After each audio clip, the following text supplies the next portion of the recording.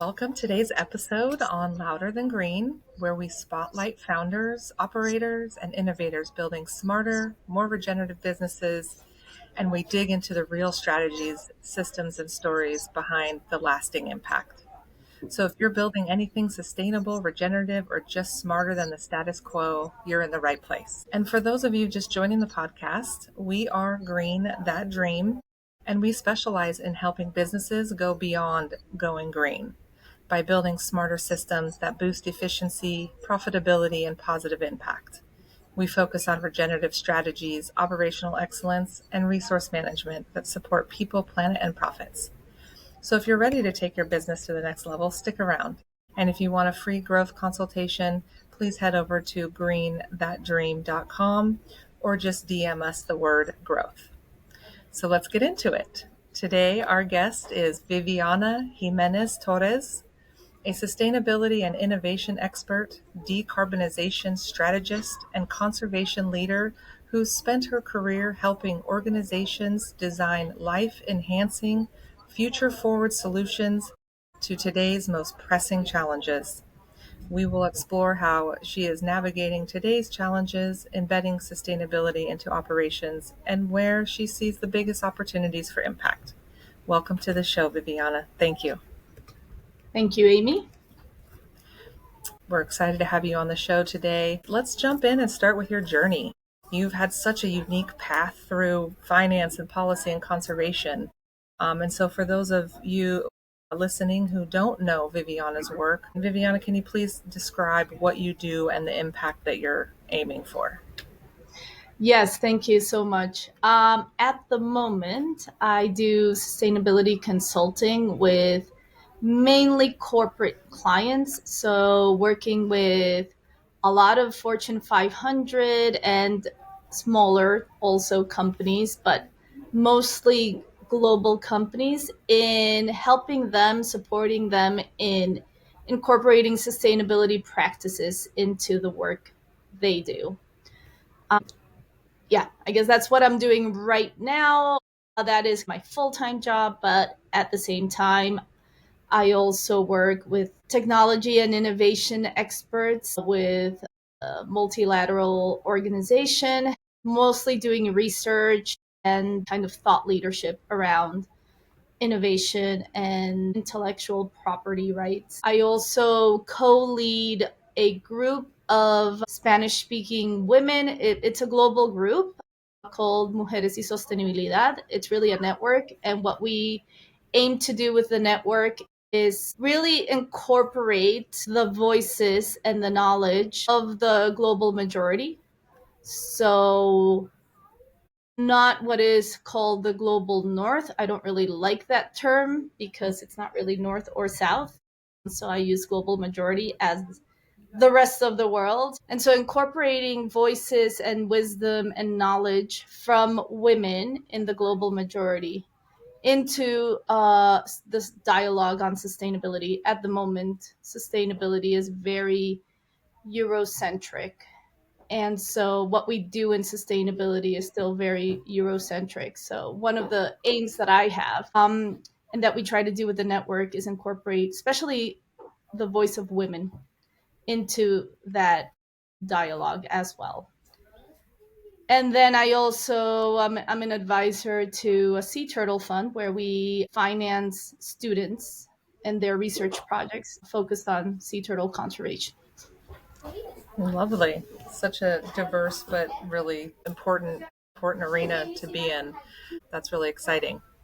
So what is the number one priority for you that's on your plate this year, and why does it matter so much to you or your organization? Yeah, so I think there are a few, but I would say my personal number one is what I just said. So it's really enhancing, enriching, evolving the dialogue around sustainability and incorporating voices that have typically been left out for whatever reason.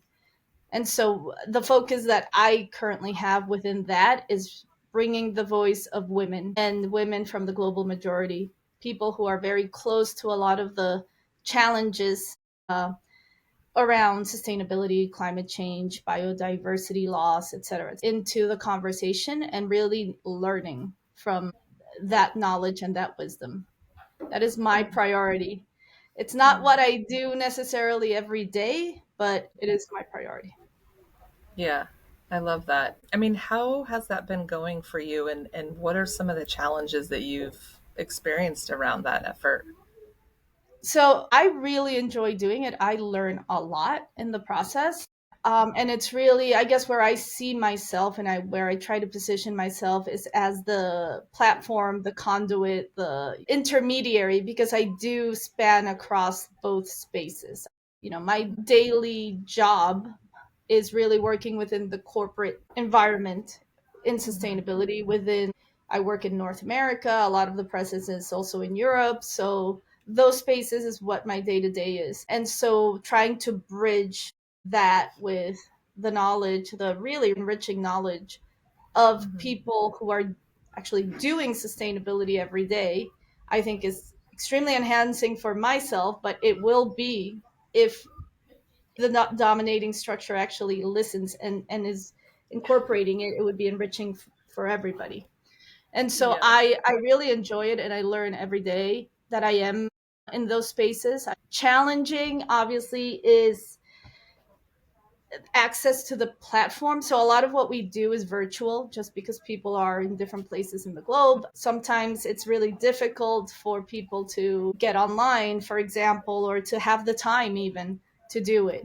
Not every, a lot of people work day in and day out and have other priorities. And so that I think has been probably the most challenging. The other very challenging thing, which has been interesting also to experience and to live, is because our focus is very purposefully on the role of women within sustainability, or within, even if it's like local regenerative or whatever it is that they are doing, just Hmm. giving the focus on the role of women is very difficult, and that has been eye opening, because that is what we intend to do. And so we come to every meeting or whatever event or planning or project that we're doing, we say, okay, we're going to give the view of women. What is the role of women within all of this? And it's really difficult to do. Have What I've learned is that and the people who are involved in this really have a dominating structure and story and narrative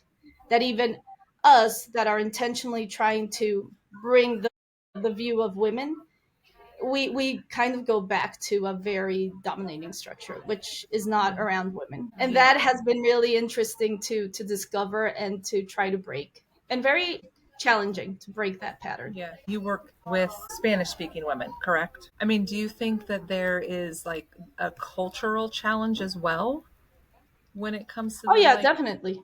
Yeah. So as I said, the dominating right now narrative, story, and structure is very Eurocentric.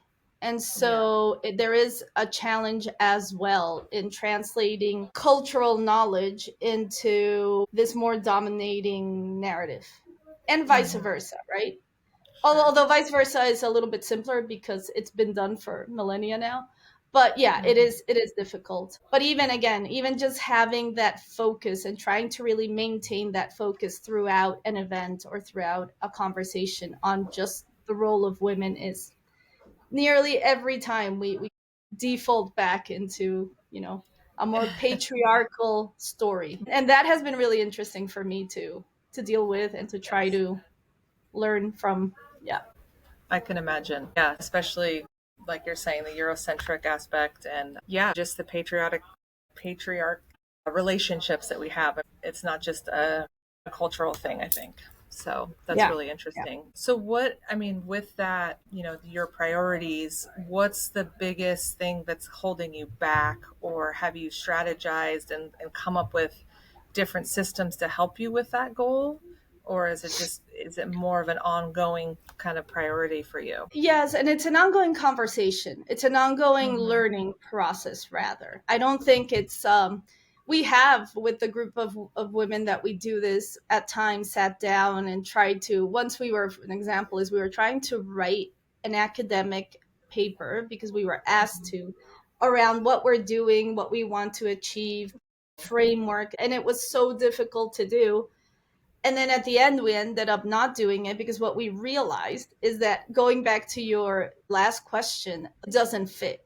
So the knowledge Yeah. and the being and the vision, the cosmovision of a lot of the women that we work, these are rural women, indigenous women, it doesn't fit the typical academic framework. And it doesn't, and that's not what we're trying to do anyway, right? It's really, we're trying to learn new ways of being, new ways of living together, new ways of thinking. And so, Mm-hmm. yeah, we dropped that project, but all of that. So the goal, I think, is to, again, for me specifically, my goal is to bring some of that knowledge into the dominating sustainability narrative, which I work in day in and Mm-hmm. day out. But beyond that as well, the goal of the project or of what we are doing is just continuous learning from each Right. other. There's no Right. end to it. Right. It's ever evolving, right? We never stop learning. It's about communicating and sharing ideas, really. That's what it's about. Absolutely. Yeah, I love that. That's so great. So let's talk some systems, because strategy is obviously, without structure, doesn't get very far. Where do companies or teams most often get stuck when they're trying to embed sustainability into operations? I would say the vast majority, if not all of the time, it's in bringing stakeholders along. So you do need to, again, we go back to, it's very similar even when you're doing it at a corporate level. It is about bringing people along, educating them, finding common ground and common objectives. And so it's really not about saying, oh, we need to do whatever within sustainability because there's a regulation or whatever. And those are drivers for sure. But the most successful implementation happens when you find common goals that really address different stakeholder needs. And that's the same, at at a local level, it's the same in a corporation. And that is Absolutely. where a lot of Yeah. people get stuck. Yeah. Yeah. Getting that buy-in is super important. I was going to say it's a buy-in that really has to address the needs of everybody if it's going to be successful. Right. Which I'm sure can be probably really challenging with the bigger operations, right? It is, and or there are always common goals, always. Yeah. So it's about really spending time to find those. And that's Right. probably where the majority and best time is spent. Are you teaching the organizations about the sustainability efforts and initiatives and all of those things? Or are you teaching them about the systems and frameworks that they need to put in there? I think a bit of everything. A bit of everything. It's difficult to separate one from the other. Yeah. And it probably depends on the CEO or the president of that organization and what they know and how they generally operate. Yeah, and I think it depends a lot on what the driver for whatever Yeah. the project or whatever they're doing, whatever that driver is. Yeah. So sometimes the drivers for some companies will be regulation, as I said, and when that's the focus, then there's a very specific target. There's a very specific kind of framework, if you can call it that way, and you work within that. But when there are other drivers, say they're interested, Right. then it's a different or a somewhat different conversation. And it's not necessarily so much about the framework and the specific goal, it's a broader journey and a broader conversation as well. Right. Okay. Are there particular tools or frameworks that you have found to be effective in supporting these transformations that you're helping businesses go through?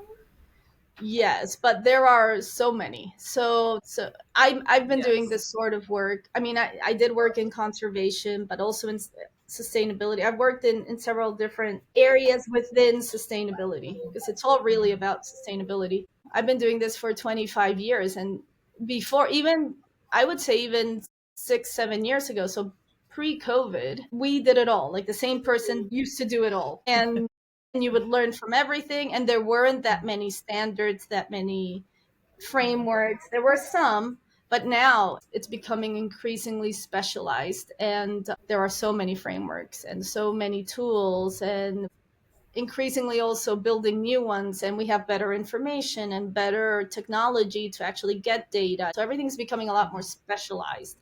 And yes, there are a lot of different tools, data sets, frameworks that are really useful. But I would say ultimately, this is it to me, at least. I wouldn't say necessarily my company thinks this. It's a, or maybe they do. I don't know, but it's a people issue, right? At the Yes. end of the day, what we're doing to the planet, and it's about people, and it's about our social systems.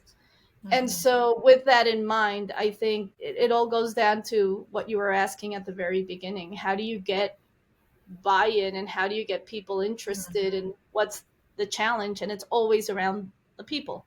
And so, Mm-hmm. going back to the basics, it is Mm-hmm. about change management, it's about communication, it's about common goals. In your time of doing this, have you seen the evolution or the thoughts, or I guess, how do people look at sustainability? Have you seen that there's now more, or is buy in easier? Are the conversations a little easier to have? It's really funny you ask that. Yes and no, in the sense that it is and continues to be and probably will always be cyclical. And Ah, so, but I do see it, it's kind of like a spiral, an upward spiral is the way I see it, hopefully, anyway. And so, like, for example, when I was doing this 25 years ago, the word sustainability wasn't used that much. There was sustainable development. There mm-hmm. was, it wasn't even ESG, it was before ESG. Maybe it was corporate responsibility, or even before corporate governance, whatever it was. So, and back then it was about, very much about business value. And so I came from the finance background. And it was interesting because when I first started in environmental work, sustainability, I thought it was going to be really hard for me to get in because my academic background was in finance and international relations and law. And then I started doing, well, and I also worked in finance as an international trader for a bit. But when I moved to sustainability, which is what I really wanted to do, I thought it was going to be hard. But actually, at that time, the majority of people doing this type of work were environmental scientists, ecologists. So they were really science focused. And there was a huge gap within business. And Mm-hmm. that really helped me, which I didn't think it would. And back then it was a hard, much harder sell for companies were just starting to think about this. There was a lot of work already around more like international policy and international organizations trying to move this forward, but companies, I mean, it was a time when WWF was starting to work with like the first 200 companies to embed sustainability with corporate structure. And so again, we were really focused on financial value and other value for companies. And that's how we sold inefficiencies, and that's how we sold sustainability. And that happened pretty much up until, I would say, pre-COVID, maybe 10 years ago. So about 10 years ago, maybe a little bit longer, there were more regulations around the world. And so companies needed to comply, and the conversation moved to compliance. And then I think it coincided with COVID. Then there was a much larger explosion of companies caring, or stakeholders caring, whether it was customers, consumers, shareholders. They started to care more. And so we moved to a more like reputation and brand conversation. And companies for the last probably 5 years have really focused on sustainability as a brand, and because it's the right thing to do. But now with the new, especially in the US, with the new political era that we are living in, but that's also spread it. I mean, it's not only the US, it's Europe, with the, the majority of the impacts in the US for sure. Mm-hmm. Biggest political change in the US. And so we're moving away from now that conversation, and we're going back to value. what is the value for the company. So it's like, but we're not at the same level than we were 20 years ago, right? it's it's Yeah. it's it's still about value, but a lot has happened, and so I feel like we've moved up the spiral, but it's still, and so I do think that is going to continue, but it has advanced. And so it's interesting to see that, and to have been doing this for long enough that I've seen now like the different cycles, and that's never going to, I don't think it's really going to Yeah, end. I like your the I guess description that this upward spiral really makes sense. Like we're not going backwards necessarily, but maybe not necessarily forward always. Yeah, and yeah, if I'm, yeah, and it's about who the players are at any given point, Right, and how you, again, right. back to people, how you need to talk to the people who are Mhm. now doing it within a specific context. Interesting. So, I mean, well, talking about kind of just time scale, where do you see the biggest opportunity for meaningful change in your industry or sustainability in general over the next 3 to 5 years? So I think I've already said, I think the only real meaningful change will be when it's at a human level. We have all the technologies, we have everything we need if we wanted to improve how we treat the planet and each other. Right, We don't do it because it's a humanity thing. It's not a right. technological, it's not a humanity, and that translates into systems, into self-love, into a whole bunch of different things. So I think that is the one real meaningful change that needs to happen. Otherwise, Yeah. everything we have, everything we need already, and we probably have had for millennia.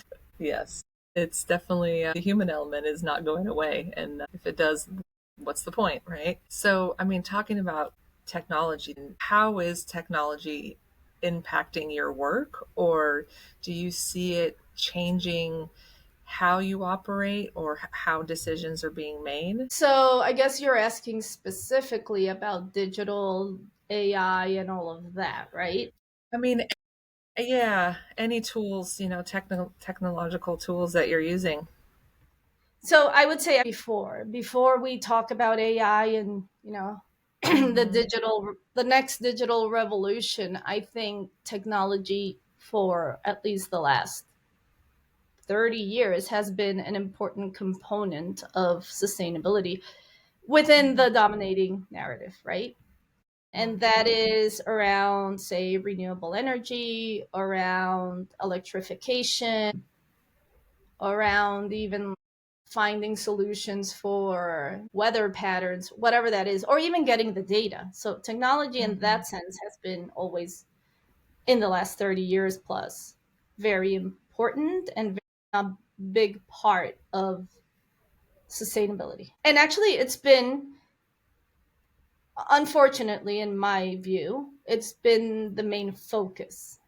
And that is where what I just said, the technology is there. I think Hmm. we need to shift the focus to the human element, because we have Hmm. the technology and it's been there for a very long time. It's improving, yes, it's whatever, but it's been there. And so moving now to AI and like the tools that we use on a daily basis, I guess the simple high level answer is Gen AI at this point, more than any other type of AI, is revolutionizing at least the conversation. How we Hmm. talk about everybody. Like this isn't just happening in sustainability, it's happening across Yeah. everything. At the very least, how we talk about it. Now, I to date have not seen any real impact in the work. There's a lot of hype, there's a lot of talk, and there's a lot of, Hmm. but ultimately at the end of the day, things haven't shifted that much yet. Will they Hmm. shift? Yes, of course. What I think is a challenge that we need to dedicate a lot more resources to is knowing what are the right use cases. Where is it actually going to add value and where is it not? And I Hmm. don't think, again, beyond sustainability, but within sustainability as well, I don't think those conversations have happened yet or are decided yet. So a lot of that, I think a lot of those conversations are happening right now. Not so Mhm. much the impact and the use yet, but the conversations about, especially within sustainability, where does it make sense? What are the Mhm. sustainability impacts? Because there are huge Mhm. energy use, water use, social impacts. And so how do you balance those, and where, and so those conversations are happening. And of course, again, it's a lifelong journey and learning, and I don't think those conversations will stop. But Absolutely. the impact of the use of these technologies will come. I just don't. I think we're very early still, and there's a lot of hype. People Yeah. are over promising without really knowing, because I don't think there are many people that know. Right. Right. The data is not, I mean, there's not real, I guess, evidence yet or research. Yeah, I mean the AI experts don't really know either, and they've been doing this, So Yeah. yeah. Yeah. I know. It's kind of interesting that people can even call themselves AI experts. I just feel I like mean, I'm it's, talking about the scientists who have really no, I know. Yeah. contributed But to still. AI. But I mean, there's a Yeah. lot of people calling themselves experts that aren't scientists. So that would be like questionable. So, how do you, just talking about like collaboration, because you obviously you work in a global environment. And this I guess goes a little bit back to you were talking about getting that shared buy-in. How do you create collaboration? And maybe this also goes in alignment with the women's work as well, but how are you creating collaboration that includes the global majority and avoids, leaving people out? Yeah, so I think a lot of that does happen through this network of women, but Mhm. also because, again, my one of my main priorities is to bring that knowledge into the dominating narrative, into the work I do every single day with, even with big Yeah. corporate clients. And once it's almost like once you know, you can't unknow. Mhm. And so Mhm. I do have, and it's really interesting as well. I think the conversations I've seen, the conversations that I have with clients 7 years ago versus today have evolved tremendously. And that's partly because the world has changed, and Mhm. partly because there are new, in my opinion, evolved generations coming into work, right? They're now in corporations, and the conversations are different.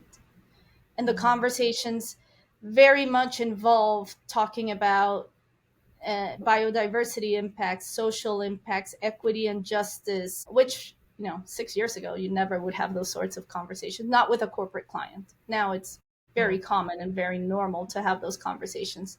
So, in those conversations with my colleagues and with clients and just in general, those are the words and what we talk about. Yeah, the main obviously being whatever the project is, but also thinking about all these things. What is the impact of renewable energy, not only in, say, carbon and decarbonizing, but also in its production? Is it having social impacts? Is it having nature impacts? Those are Mhm. much more widespread now. And so, because I do the work with the women's network, but also because I have these conversations in general, I'm also having those conversations on a daily basis in the work with corporate clients.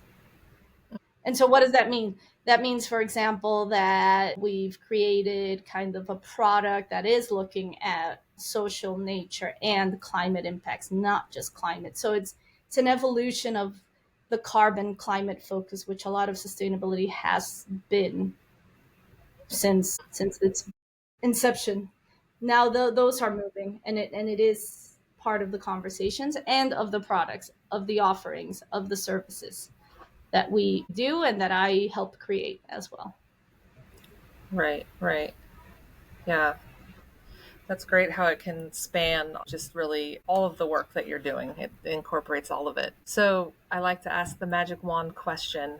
If you could wave a wand and fix one issue in your operation or your team or your industry, what would it be? I would say self love. To me, that is the main problem. So I would want, if I could wave a wand, I'd be like, I would want everybody to love themselves, but really love Yeah. themselves. And I think that would fix a lot of our challenges in the world. It I would love that. definitely I'm really glad you said that. address sustainability issues and challenges. Right? You kind of said that earlier. Like, if we had a bit more love for ourselves, we would probably have more love for the planet, right? And for each So, other, and wouldn't see each other as separate, I think, anyway. right. So, as we close, let's look ahead because your work has a lot to do with innovation. What is the future of climate resilience and the different strategies that you're working on? What does that look like in your view? That's a very big question. When I think about that, I go two ways, right? One is we are, what is the saying? Like, the future is here, it's just spread out unevenly. And so I do think I see that there are many elements of what the future can be already playing out, good and bad. So we have, with respect to climate specifically, but even climate as it also impacts social and vice versa. So more of the Mm-hmm. sustainability side of things. We have areas and places where, there are the social structures, the regulations, and the infrastructure to deal with sustainability issues quite well, whatever that means. It could be bike lanes, it could be communal spaces, communal living, regenerative agriculture, biodiversity, conservation, whatever that is. Indigenous people in many of the world actually conserving, playing an Mm-hmm. important role in the conservation of the planet. So we see that already. That could be Right. one future, right? We also see the opposite: wars and whatnot, abuse, inequity, devaluing human life. We see that also in many places. And so to me, those, like, we have to choose what are we going to choose? It's already playing out. Mm-hmm. So that to me, it can be the future, and it's not so much around innovation. As I've said, a lot of the innovation is there, and it's been there. Mm-hmm. When I work in innovation, which I do, and the work is very much about either bringing new technologies to different places, or, which is what I enjoy more, thinking about the alternative futures that we have and how to build them. That's the Mm-hmm. type I refer to that as social innovation, and that is the one that I think could make a much bigger impact. So again, to me, the future is kind of here already. What we choose to do is Yeah. where the question mark lies. Yeah. I love that about the social innovation because I think it's basically saying, yeah, about the self love. Like it's imperative that that And becomes it's a part of it. innovation, but not really. We've Yeah, always had the yeah, example. yeah. It's not really innovation, but it's I don't know. Maybe it's an innovative way that we get back to it. Exactly. It's bringing back to ourselves, I think. Yeah.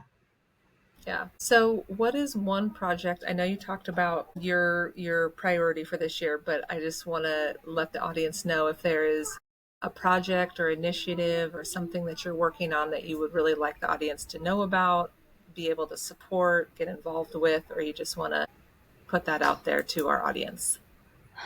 I think, to me, I got asked this question recently. Somebody contacted me, and one of the questions they asked me was like, "What are you reading, and what do you recommend I read?"